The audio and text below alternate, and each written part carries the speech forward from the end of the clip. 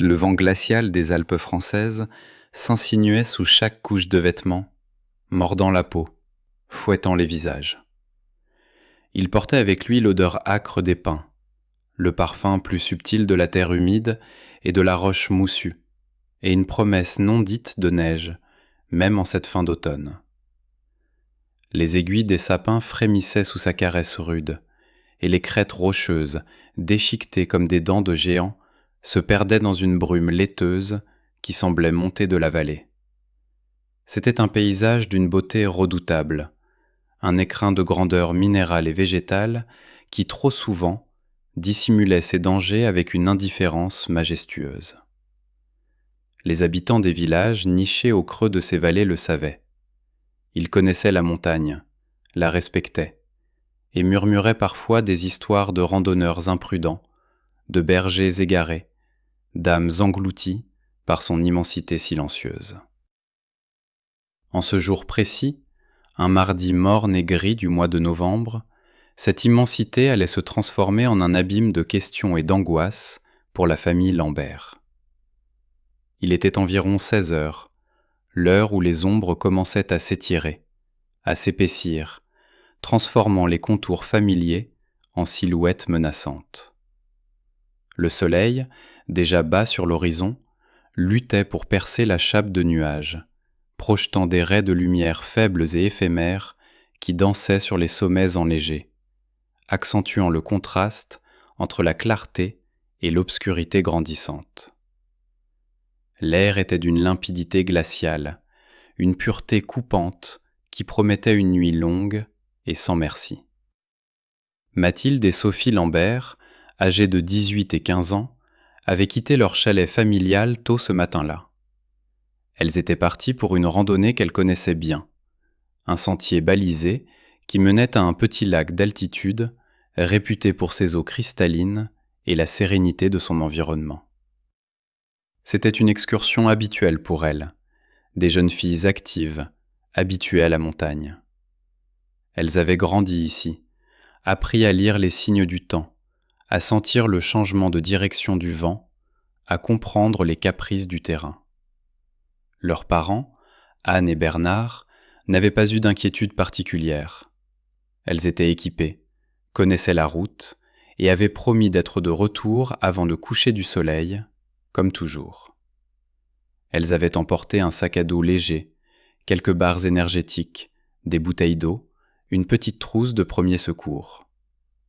Leur téléphone portable, pensait-elle, capterait sans problème sur le sentier principal. Leurs vestes imperméables protégeaient du vent, et leurs bonnes chaussures de marche assuraient une prise solide sur les rochers humides et les chemins couverts de feuilles mortes. L'ambiance était joyeuse au départ, empreinte de cette légèreté propre à la jeunesse, cette confiance inébranlable en un avenir sans ombre. Elles avaient échangé quelques plaisanteries avec leur père avant de franchir le seuil, le sourire aux lèvres.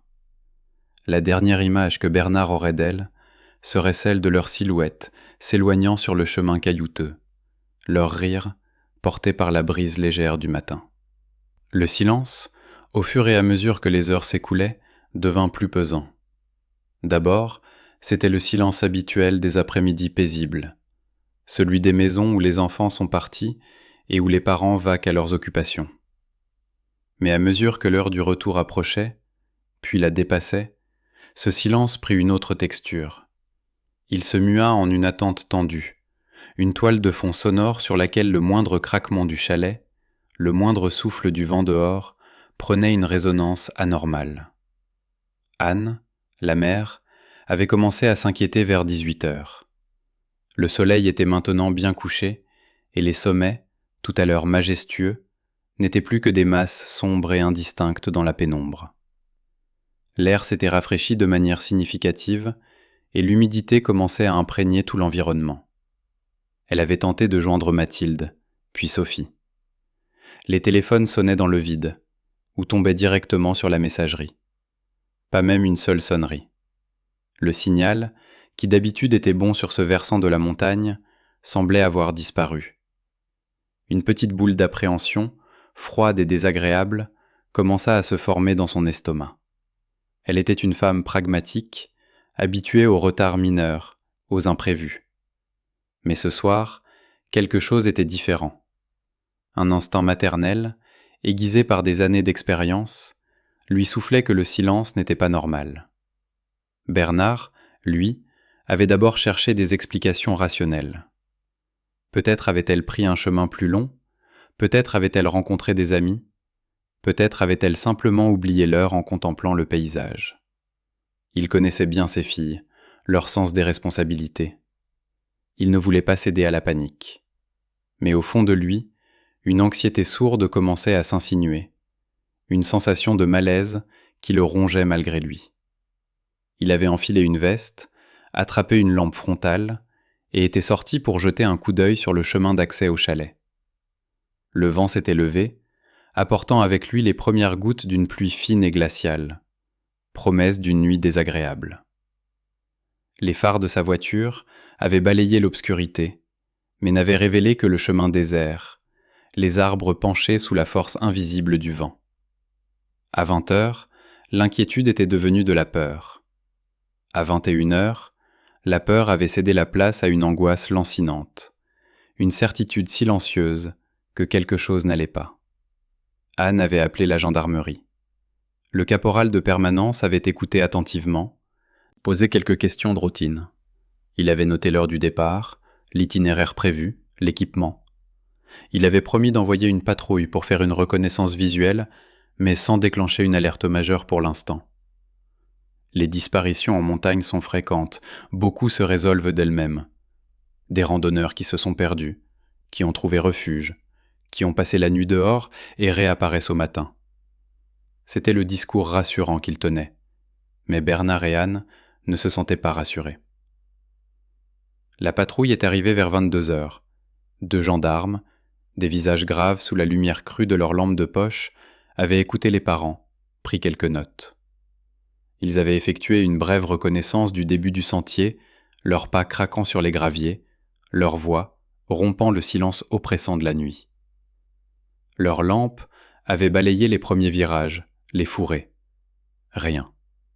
Aucun signe, aucune trace. Le terrain était déjà détrempé par la pluie qui, entre-temps, s'était transformée en un crachin persistant. Le vent hurlait maintenant entre les sapins, un lamento lugubre qui semblait porter les voix de la montagne elle-même.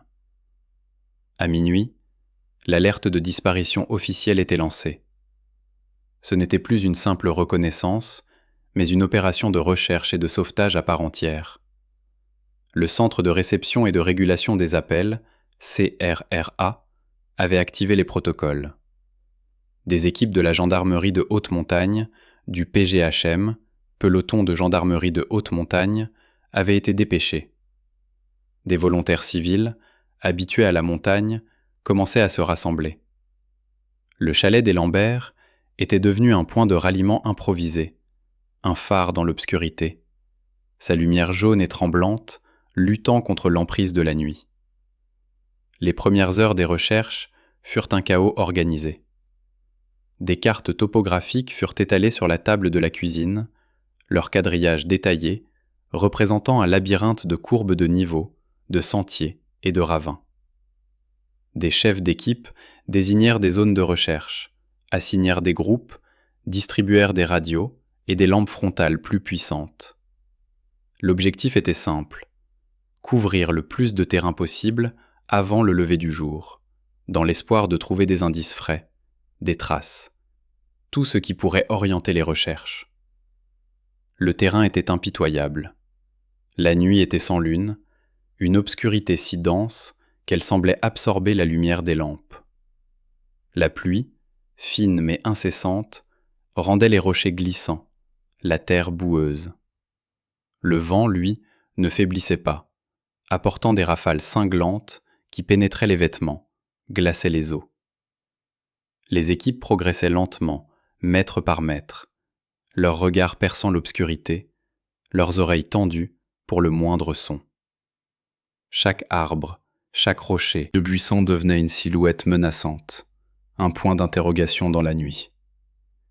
Les voix des chercheurs, transmises par radio, étaient courtes, concises, chargé de tension.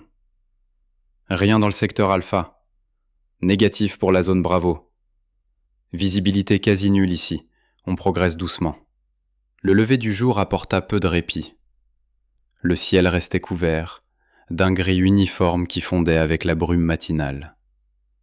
Le paysage, d'abord si familier et bienveillant, prenait maintenant des allures hostiles. Chaque creux, chaque anfractuosité de la roche, chaque amas de broussailles semblait une cachette potentielle, une menace sournoise. Les équipes du PGHM, avec leurs compétences alpines spécifiques, se concentraient sur les zones les plus dangereuses, les pentes abruptes, les couloirs d'avalanche potentiels, les falaises. Les chiens de recherche, des malinois et des bergers allemands entraînés, suivaient leur maître, leur museau fouillant l'air, leur truffe à même le sol, cherchant la moindre trace d'odeur humaine. Bernard et Anne, épuisés mais incapables de se reposer, suivaient les opérations depuis le chalet. Chaque appel téléphonique, chaque arrivée de véhicule, chaque visage grave d'un gendarme était une nouvelle torture. Ils s'accrochaient à l'espoir, à la possibilité d'un accident mineur, d'une entorse, d'un simple égarement. Mais au fond d'eux, l'angoisse grandissait, se nourrissant de l'absence de nouvelles, du silence radio. Les recherches s'intensifièrent au cours des jours suivants. La nouvelle de la disparition des sœurs Lambert avait fait le tour des vallées, puis des médias régionaux. Des hélicoptères survolaient la zone, leurs rotors battant l'air avec un bruit sourd et régulier qui portait loin dans le silence de la montagne.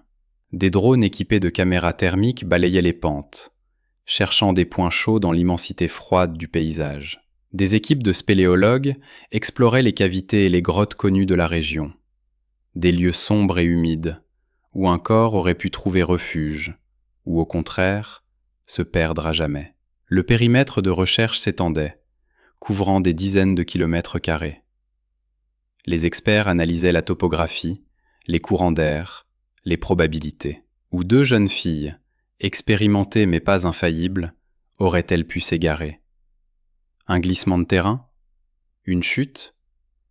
Une rencontre malheureuse avec un animal sauvage? Chaque hypothèse était envisagée, pesée, puis souvent écartée par l'absence de la moindre preuve. Le sac à dos de Sophie, retrouvé quelques jours plus tard par une équipe de volontaires, à environ 3 km du sentier balisé, fut le premier élément concret, mais aussi le premier signe inquiétant. Il était intact, posé près d'un rocher, comme si on l'avait déposé là. Il contenait les barres énergétiques, la trousse de premier secours. Manquaient les bouteilles d'eau et les téléphones. Mais pourquoi aurait-on abandonné un sac aussi intact, en plein milieu de nulle part? Et surtout, pourquoi n'y avait-il aucune trace des filles elles-mêmes? Ce détail allait tout changer. L'enquête bascula d'une simple opération de recherche en montagne vers une investigation criminelle. Les gendarmes commencèrent à interroger les habitants des villages environnants, les autres randonneurs vus ce jour-là, les amis des filles. Chaque indice potentiel était collecté, chaque témoignage vérifié.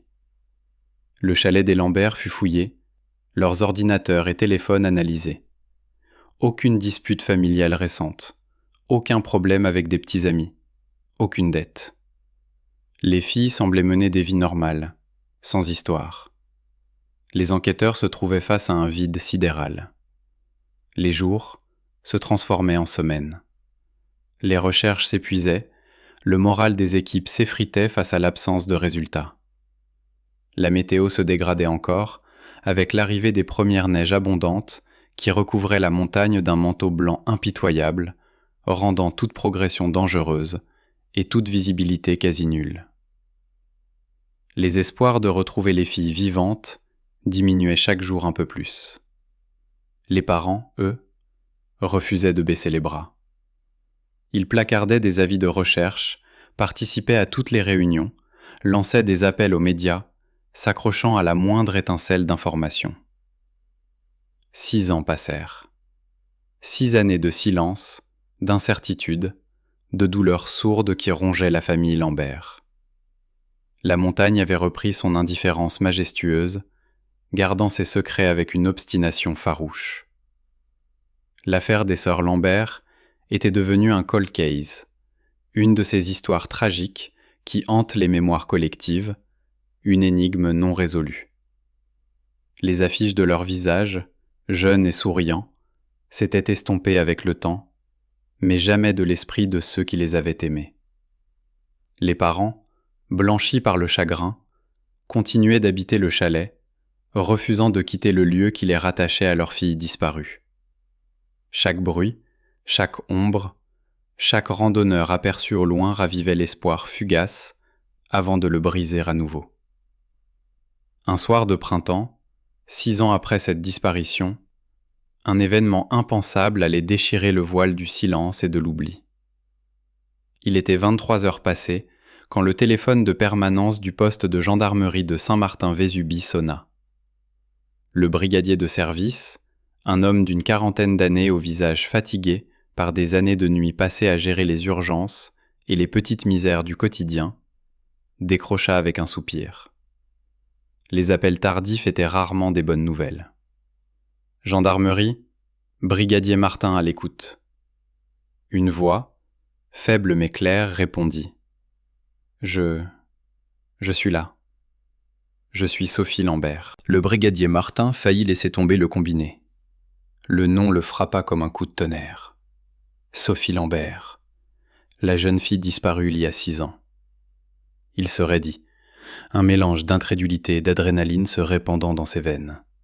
Son cerveau, malgré la fatigue, se mit en mode alerte maximale. « Mademoiselle, vous êtes bien Sophie Lambert ? La fille disparue en 2017 ?» demanda-t-il, sa voix soudainement plus grave, plus posée. « Oui, c'est moi. Je suis au poste, je viens d'arriver. » Il raccrocha en vitesse, se levant d'un bond, le cœur battant à tout rompre. Il était seul au poste à cette heure-ci. Il n'y avait personne d'autre pour attester de ce qu'il venait d'entendre. Il se précipita vers la porte principale, déverrouillant les loquets avec une urgence frénétique. Ce qu'il vit alors le laissa sans voix, figé sur le seuil, la lumière blafarde du néon du poste se reflétant sur une scène irréelle. Devant lui, sous la lumière crue qui amplifiait chaque détail, se tenait une jeune femme. Elle était vêtue de haillons, des lambeaux de tissu qui ressemblaient à des vêtements d'une autre époque, déchirés, souillés par la terre, la boue et ce qui semblait être des années d'usure. Ses cheveux, emmêlés et noueux, descendaient bien au-delà de ses épaules, d'un châtain terne et poussiéreux. Son visage était émacié, creusé par la faim et la fatigue, ses pommettes saillantes. Ses yeux, d'un bleu profond, étaient cernés, mais ils brillaient d'une intensité étrange, un mélange de peur, de soulagement et d'une détermination farouche. Elle tenait dans sa main un bâton noueux, comme une béquille improvisée. Son corps était recouvert de cicatrices, d'égratignures anciennes et récentes, de marques qui racontaient une histoire de survie implacable. Elle sentait la terre, la mousse, l'humidité et une odeur indescriptible d'isolement et de privation. Elle n'était plus l'adolescente joyeuse et insouciante des photos d'avis de recherche. C'était un fantôme, revenu d'entre les morts. « Je suis Sophie », répéta-t-elle, sa voix rauque, à peine un murmure, comme si elle n'avait pas parlé depuis longtemps. Le brigadier Martin, reprenant ses esprits, l'invita à entrer, songeant à l'incroyable de la situation. Il appela immédiatement son supérieur, le capitaine Dubois, le réveillant en catastrophe. La nouvelle se répandit comme une traînée de poudre dans la petite caserne, puis dans la gendarmerie départementale. C'était un choc, un tremblement de terre. L'impossible était devenu réel. Les premiers instants furent consacrés à des besoins primaires. Sophie avait soif, une soif dévorante qui ne semblait jamais s'apaiser. Elle but plusieurs verres d'eau sans s'arrêter, ses mains tremblantes, ses yeux rivés sur le verre comme s'il s'agissait d'un trésor inestimable. Elle avait faim aussi. une faim profonde et ancienne. On lui apporta du pain, du fromage, de la soupe. Elle mangea lentement, chaque bouchée mastiquée avec une concentration presque rituelle, comme si elle savourait chaque particule de nourriture. Le médecin légiste de garde fut alerté et arriva rapidement, constatant un état de dénutrition avancé, une hypothermie légère et de multiples petites plaies et contusions. Mais, chose incroyable, elle semblait indemne de blessures graves ou de signes de violence manifestes. Son corps était celui d'une survivante. Le capitaine Dubois, un homme d'expérience aux cheveux poivre et sel et au regard perçant, arriva peu après. Il s'assit face à Sophie, dans une pièce plus calme, un verre d'eau devant elle, une couverture chaude posée sur ses épaules. Il savait qu'il devait être d'une prudence extrême. La jeune femme était en état de choc, et il ne fallait pas la bousculer. Mais il savait aussi que chaque mot, chaque détail qu'elle allait prononcer était d'une importance capitale. « Sophie, mon nom est capitaine Dubois. Nous sommes tous soulagés de vous voir. Pouvez-vous nous dire ce qui s'est passé ? Où avez-vous été toutes ces années ?» Elle leva ses yeux bleus vers lui, un regard étrange, à la fois vide et plein de terreur inouïe. Elle prit une profonde inspiration comme pour trouver le courage de déterrer les souvenirs enfouis. Sa voix, après avoir bu et mangé, était un peu plus forte, mais toujours rauque, comme si elle avait désappris à parler. On s'est perdu. Mathilde et moi. C'était le premier jour. Le temps a tourné. La pluie, le brouillard. On ne voyait plus rien. Elle parlait par bribes, des phrases courtes, hachées, comme si elle remontait le fil d'un rêve brisé. Elle décrivit la panique quand elles avaient réalisé qu'elles n'étaient plus sur le sentier. Le froid qui s'était installé, la nuit qui tombait. Elles avaient cherché un abri, trouvant finalement une petite cavité sous un surplomb rocheux. Elles s'étaient serrées l'une contre l'autre pour se tenir chaud, luttant contre l'hypothermie, l'angoisse. Les téléphones, qui n'avaient plus de réseau, étaient devenus inutiles.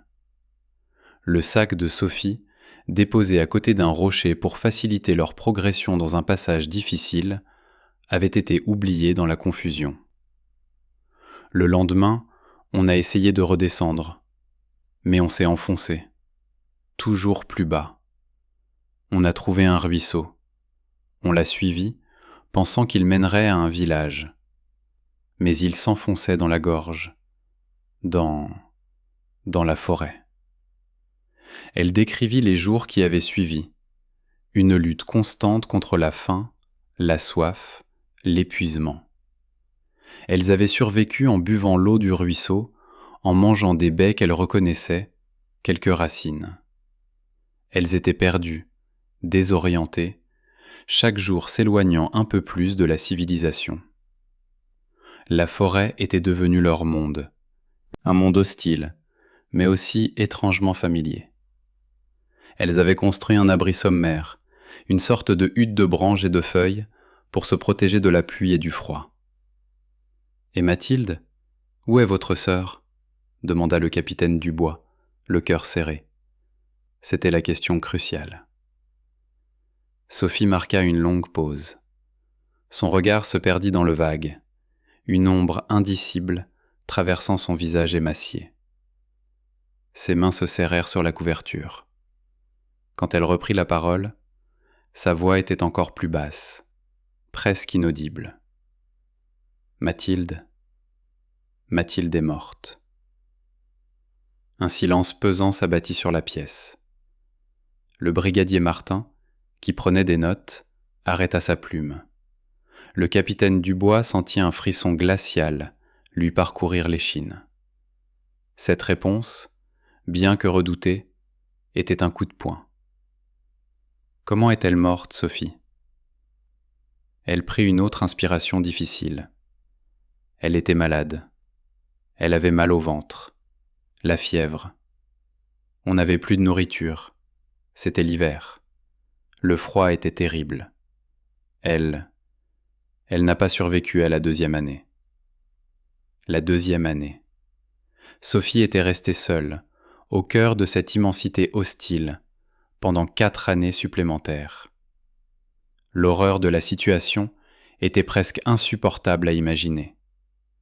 Une jeune fille, une adolescente, livrée à elle-même, luttant pour sa survie dans des conditions extrêmes.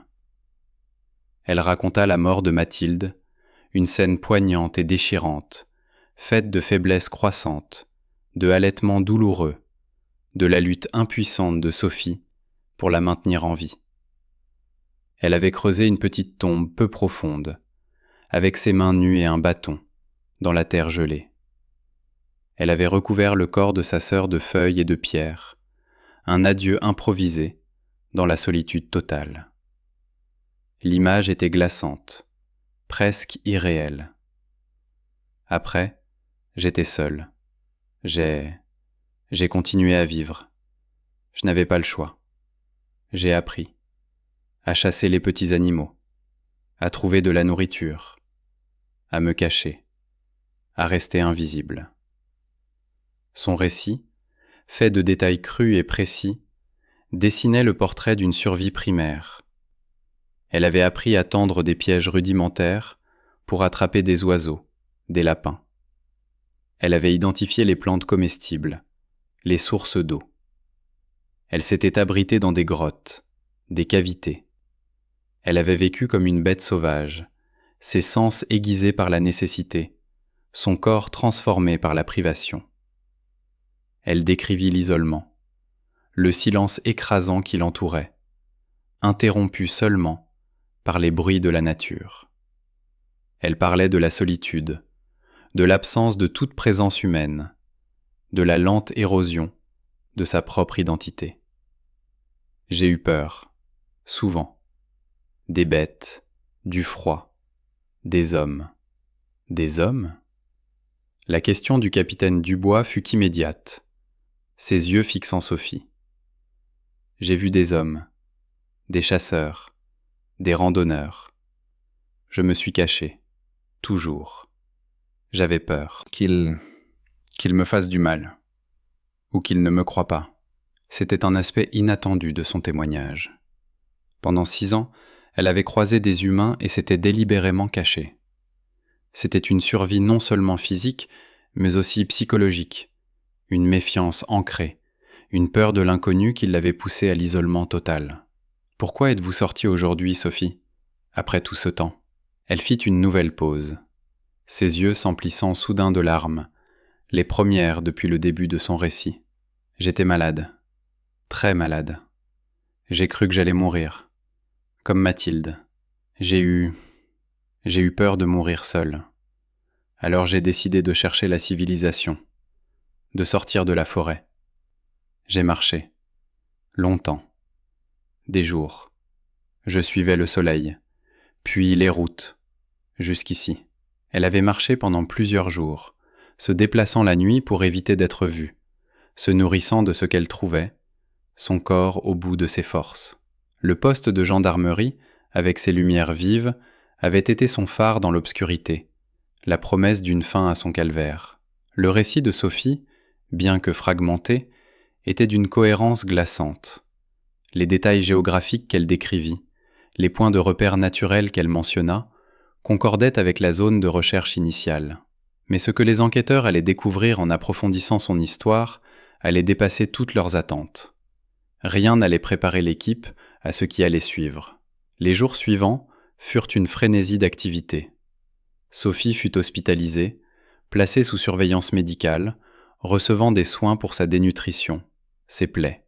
Les psychologues et psychiatres commencèrent un travail délicat pour l'aider à gérer le traumatisme, à reconstruire les ponts avec le monde qu'elle avait quitté 6 ans plus tôt. Ses parents furent avertis, et leurs retrouvailles furent un moment d'une intensité inouïe, un mélange de joie, de larmes et d'un chagrin renouvelé pour Mathilde. Ils avaient vieilli, les traits tirés, mais la vue de leur fille, même transformée par l'épreuve, était un miracle. Pendant ce temps, La gendarmerie, sous l'impulsion du capitaine Dubois, monta une nouvelle opération de recherche, cette fois-ci guidée par les indications de Sophie.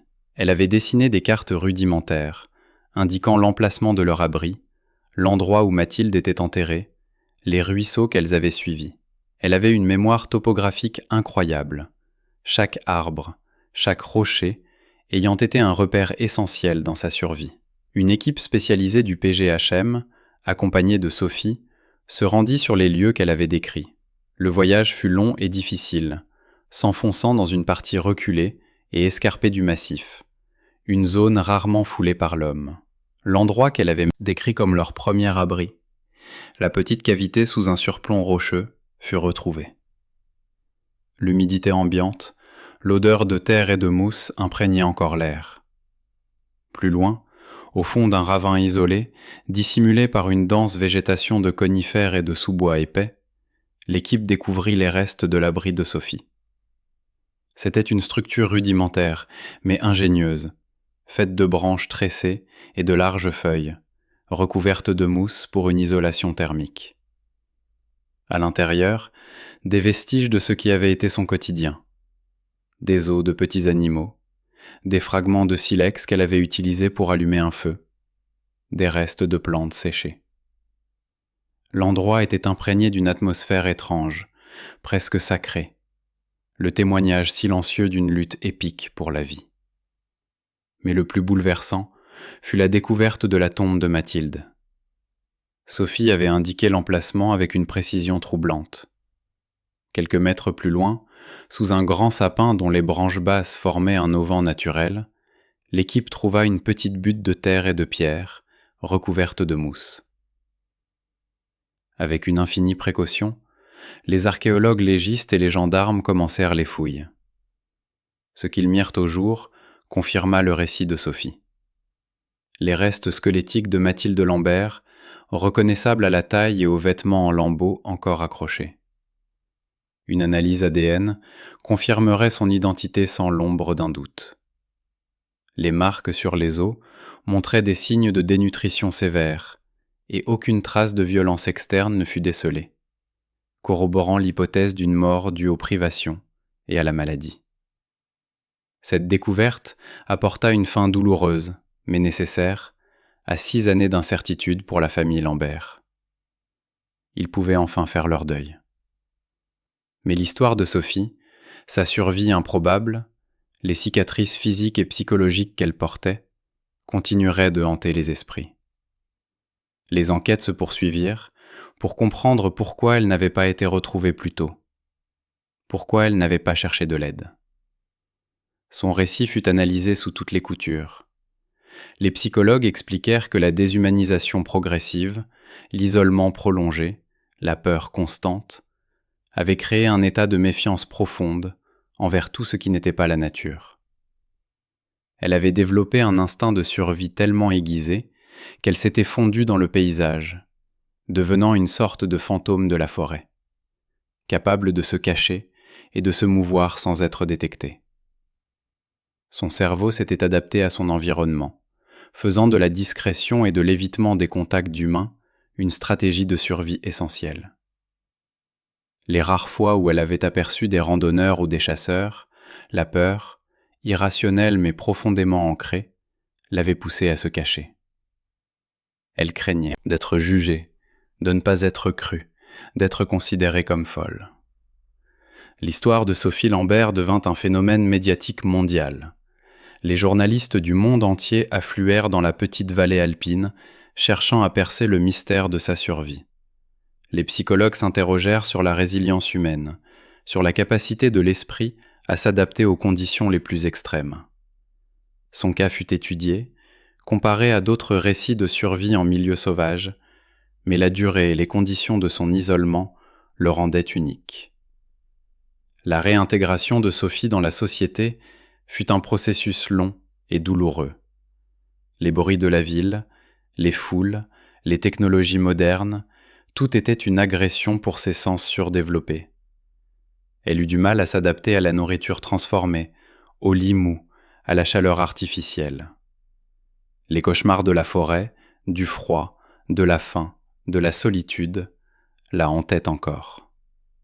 Elle passait de longues heures à contempler les montagnes depuis la fenêtre de sa chambre, un mélange de nostalgie et de terreur dans le regard. Les odeurs des pins et de la terre lui manquaient, mais l'idée de retourner dans cette immensité la terrifiait. Son corps, autrefois si maigre et malingre, reprit des forces.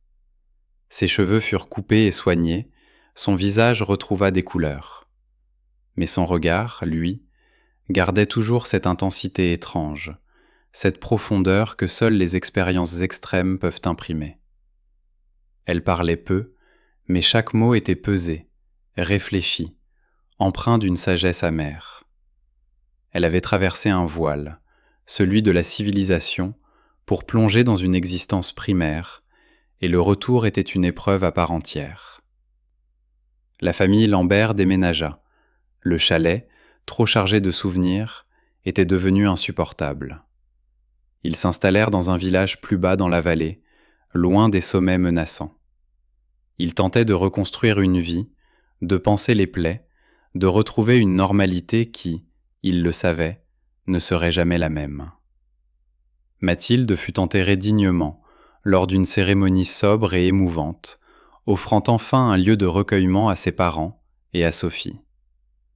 Quant à Sophie, elle se battrait toute sa vie contre les démons de son passé. Elle continua à suivre une thérapie, à chercher à comprendre comment elle avait pu survivre, et surtout, comment se reconnecter au monde. Elle développa une passion pour la nature, mais une nature apprivoisée, maîtrisée, celle qu'elle pouvait contempler sans danger. Elle se mit à dessiner, à écrire, des croquis détaillés de la flore, de la faune, des paysages de la forêt où elle avait vécu. C'était sa façon de donner un sens à ce qu'elle avait enduré, de transformer la survie en art, le traumatisme en témoignage. Son histoire est un rappel brutal de la puissance implacable de la nature, de la mince frontière entre la vie et la mort dans cet existence à entrailles. C'est aussi une preuve de l'incroyable résilience de l'esprit humain, de sa capacité à s'accrocher à la vie, même dans les circonstances les plus désespérées. Mais au-delà de la survie, l'histoire de Sophie Lambert est celle d'une perte irréparable, d'une enfance volée, d'une innocence brisée. Elle est revenue du bord du monde, mais elle n'est jamais vraiment revenue. Une partie d'elle est restée là-bas, dans les profondeurs silencieuses de la forêt alpine, aux côtés de sa sœur disparue, un Fanta.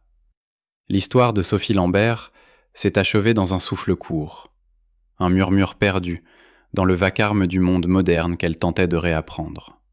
Mais au-delà des rapports de gendarmerie, des expertises médicales et des gros titres des journaux, ce qui subsiste, c'est l'ombre portée par ces sommets qui, chaque soir, continuent de surplomber la vallée.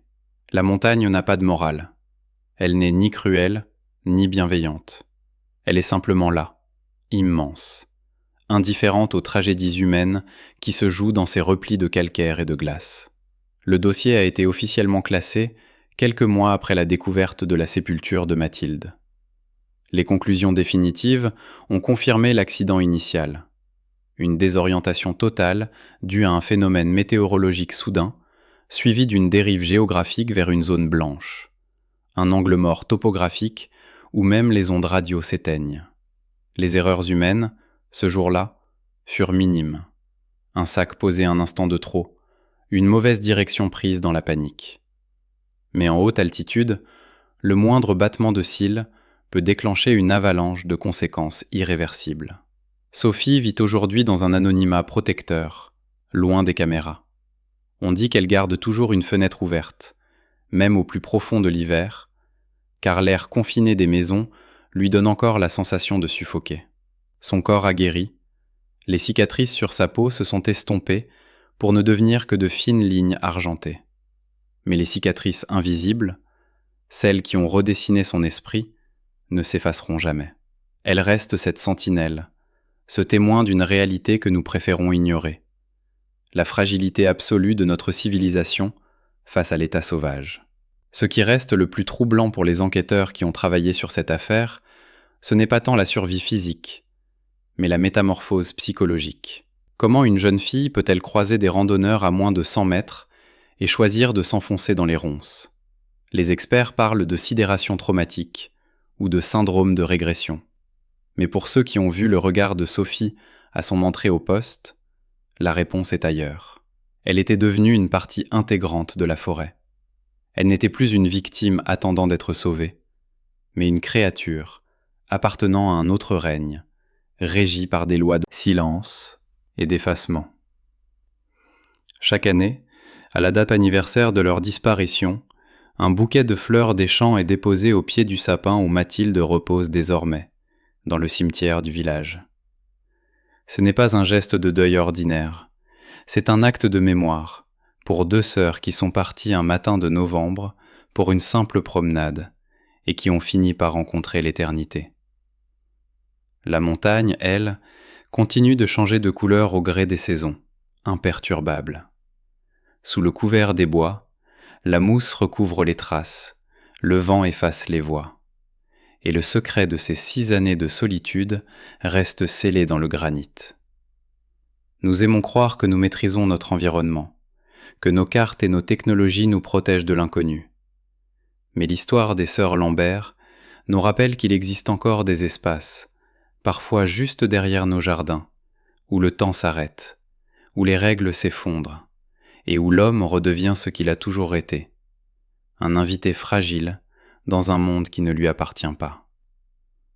Le silence qui suivit la découverte du corps de Mathilde n'était pas un silence de paix, mais une incompréhension absolue qui planait sur l'équipe d'investigation comme un linceul de plomb. Les experts de l'Institut de recherche criminelle de la Gendarmerie nationale, IRCGN, travaillaient désormais sous une lumière grise, protégés par des tentes blanches qui juraient violemment avec le vert sombre et le brun de la forêt dense. Chaque centimètre carré de terre autour de la sépulture improvisée fut tamisé avec une minutie chirurgicale. Ce qu'ils cherchaient n'était pas seulement des restes mortels, mais la logique même d'une survie qui défiait tous les manuels de résistance humaine. L'analyse technique du sol révéla que la fosse avait été creusée avec des outils de fortune, des pierres taillées et des branches de frêne, témoignant d'un effort physique herculéen de la part de Sophie, qui, à l'époque, pesait moins de 40 kilos à cause de l'inanition. Pendant ce temps, à l'hôpital de Grenoble, Sophie affrontait une réalité qui lui semblait plus hostile encore que l'hiver alpin. Les médecins détectèrent chez elle ce qu'ils appelèrent une adaptation biologique extrême. Son métabolisme s'était ralenti à un tel point que sa température corporelle basale était chroniquement basse, et son système immunitaire affichait une résistance hors du commun aux bactéries forestières, tout en étant vulnérable au moindre virus banal du monde moderne. Mais ce qui intriguait le plus les spécialistes, c'était sa perception sensorielle. Sophie parvenait à entendre des conversations dans les couloirs de l'hôpital que personne d'autre ne percevait. Elle identifiait l'odeur de l'ozone bien avant les orages et le parfum métallique du sang à distance.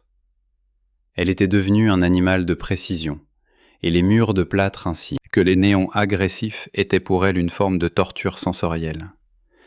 Les sessions d'interrogatoire clinique, menées presque à voix basse pour ne pas agresser son système nerveux, mirent en lumière des détails qui allaient changer radicalement la vision des enquêteurs.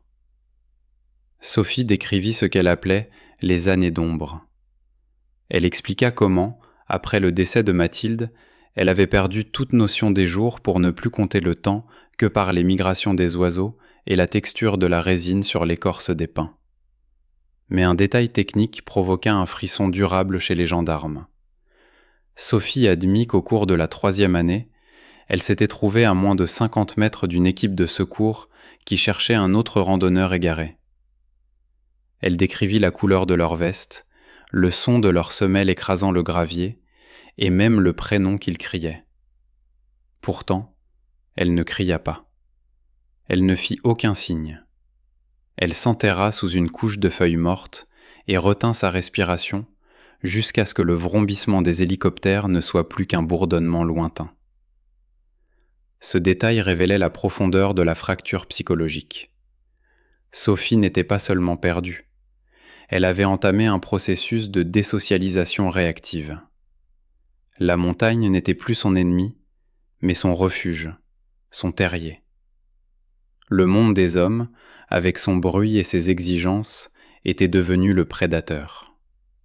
Les enquêteurs comprirent avec horreur que si elle n'était pas tombée malade, une infection pulmonaire sévère qui la faisait cracher du sang et l'empêchait de chasser, elle serait probablement morte dans cette forêt sans jamais être retrouvée, à quelques kilomètres seulement des villages touristiques.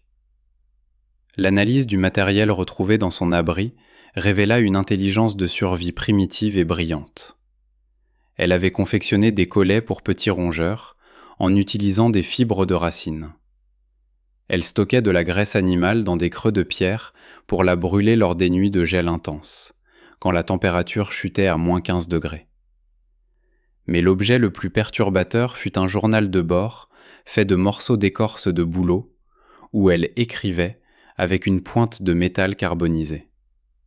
Ce n'étaient pas des mots, mais des symboles, des diagrammes de constellations et des encoches qui semblaient compter les derniers battements de cœur de sa sœur. Les conséquences médiatiques furent brutales. Quand la nouvelle de la fille de la forêt fuita, le village des Lambert fut assiégé. Ce cas devint un débat national sur la sécurité et l'efficacité des recherches. Comment le PGHM avait-il pu ignorer cette zone ? La réponse technique était douloureuse. La topographie de la faille où Sophie s'était cachée créait un angle mort pour les radars thermiques de l'époque à cause de la densité du parc, couvert forestier et d'une inversion thermique naturelle dans la gorge. La conclusion de cette histoire n'est pas un dénouement heureux de retrouvailles, mais une méditation sombre sur ce qu'il reste de nous quand la civilisation est arrachée. Sophie Lambert vit aujourd'hui dans une petite maison de pierre isolée. Elle parle peu. Le contact visuel reste une épreuve. Elle passe ses journées à observer la lisière des bois, là où l'ombre des arbres rencontre la clarté du pré. Ses parents, bien que reconnaissants, admettent que la fille qui a franchi le seuil ce matin-là n'est jamais revenue. La femme qui occupe cette maison est une étrangère, une survivante d'un monde que nous ne pouvons pas comprendre. Le dossier des sœurs Lambert reste dans les archives de la gendarmerie, comme l'exemple ultime que la nature n'a pas besoin de monstres pour être terrifiante. Elle n'a besoin que de temps et de notre propre fragilité. Dans le silence des failles alpines, l'histoire de Sophie et Mathilde continue d'échoir, rappelant à chaque marcheur que la limite entre la vie et l'abîme est aussi fine qu'une trace de pas sur une roche mouillée. La montagne garde ses secrets, et parfois, très rarement, elle en rend un, juste pour nous montrer tout ce qu'elle a réussi à briser.